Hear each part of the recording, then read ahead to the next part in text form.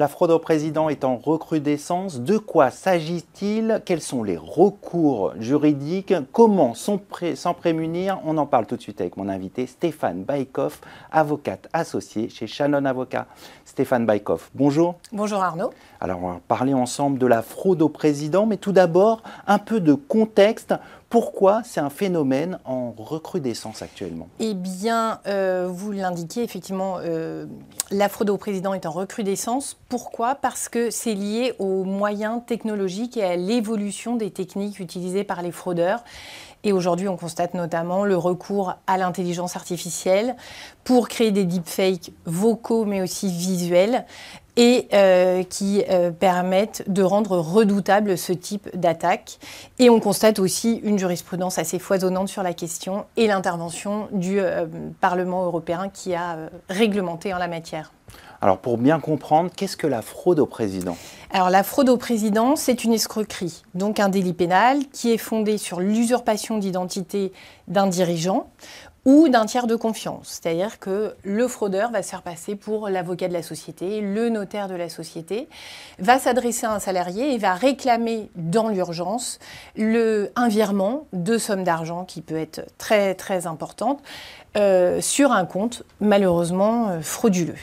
Et c'est un processus qui fait appel à de l'ingénierie sociale, mais aussi qui exploite des leviers et des biais d'autorité, auxquels on ne veut pas échapper, et des biais aussi de pression psychologique. On se sert de la position de quelqu'un pour avoir facilement un virement. Exactement, et surtout, le critère le plus souvent, c'est l'urgence.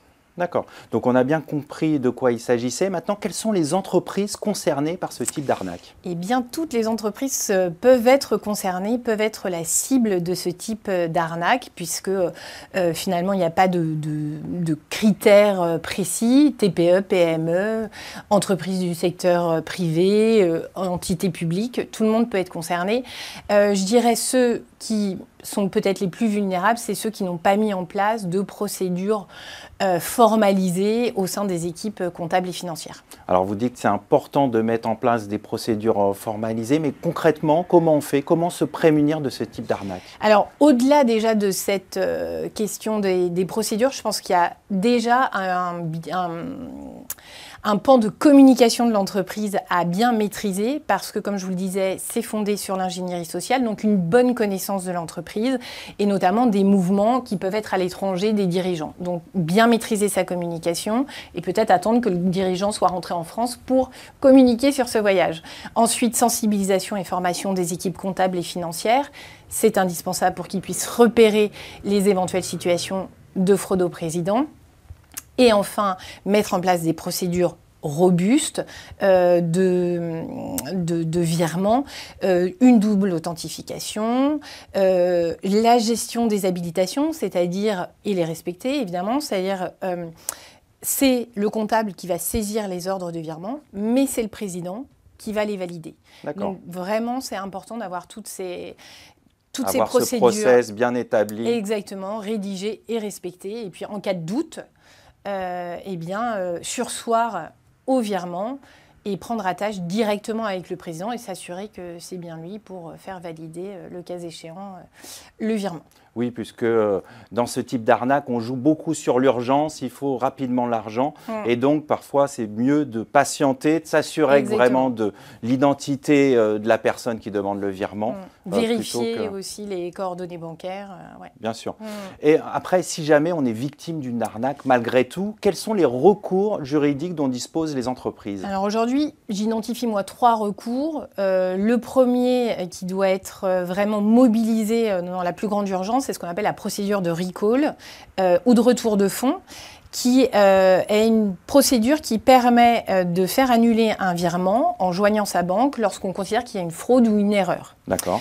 Pas de formalisme particulier, on peut passer juste un coup de fil ou envoyer un mail à sa banque. Je privilégierais le mail en termes de preuves. Parce que ça laisse des traces. Exactement. Les bons réflexes des juristes, et pour leur demander d'intervenir auprès de la banque destinataire des fonds pour demander le rapatriement des fonds. Évidemment, il faut agir dans l'urgence pour que cette procédure puisse aboutir parce qu'il se peut que la provision soit insuffisante sur le compte destinataire. Et le délai, vous dites qu'il faut agir dans l'urgence, mais est-ce que c'est encadré dans un délai quand même? Il n'y a pas de délai encadré par la loi, mais évidemment, le plus vite, c'est le mieux. Il y a aussi la plainte pénale. Qui vous permet qui sera de toute façon exigée dans toutes les situations, qui risque d'être déceptif parce que le plus souvent, on va avoir du mal à identifier l'auteur de l'escroquerie. Toutes les traces sont effacées et il est souvent difficile de remonter jusqu'à l'auteur de la fraude. Et enfin, la possibilité d'engager la responsabilité de votre établissement bancaire. De quelle manière ? Si on considère qu'il y a une anomalie apparente, c'est-à-dire que le virement qui a été réalisé était affecté d'une anomalie apparente. Donc cette preuve doit être apportée par la victime de la fraude. On ne peut pas se contenter de démontrer que c'était inhabituel, que ce virement était inhabituel. Il faut vraiment démontrer que c'était flagrant et que le banquier normalement avisé aurait dû s'en apercevoir. Ça suppose de ramener un certain nombre de preuves de contexte. Par exemple, un virement qui est à l'étranger où on sait qu'il n'y a personne de la société qui se retrouve dans ce pays-là, ça peut marcher? Ça pourrait marcher, mais il faut savoir que la jurisprudence est de plus en plus sévère. On a des décisions de la Cour de cassation de juin 2025 qui serrent la vis et la preuve à rapporter par la victime de la fraude pour démontrer l'anomalie apparente est très encadré et très strict. Donc, il faut que ce soit un virement, peut-être des virements répétés sur une période pendant laquelle, en général, on ne fait pas de virement, des montants très élevés vers une société à l'étranger ou avec laquelle on n'a pas de relation d'affaires.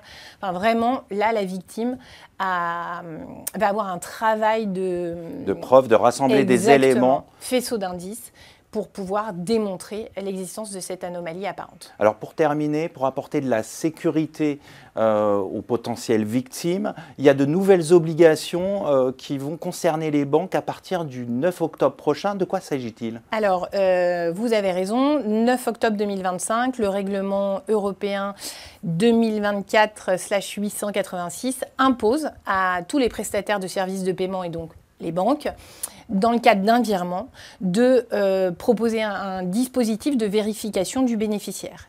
C'est-à-dire qu'à partir du moment où vous allez initier un virement, votre banque doit vous proposer ce service qui est gratuit et elle va interroger directement et en temps réel la banque du destinataire des fonds.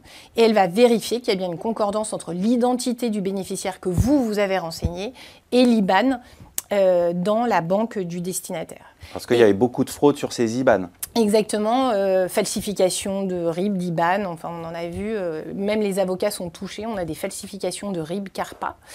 Et la banque, à ce moment-là, votre banque, si la concordance est exacte, le virement passe.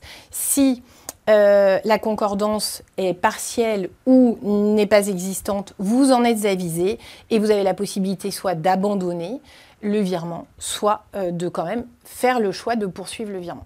Pour vous, c'est vraiment de la sécurité qui est apportée? Ça va changer beaucoup de choses pour terminer? On le souhaite. En tout cas, l'objectif du législateur, c'est vraiment d'essayer de mettre un terme à la fraude au président, mais évidemment, les escrocs sont toujours assez malins, et d'éviter aussi tout ce qui concerne les falsifications de RIB.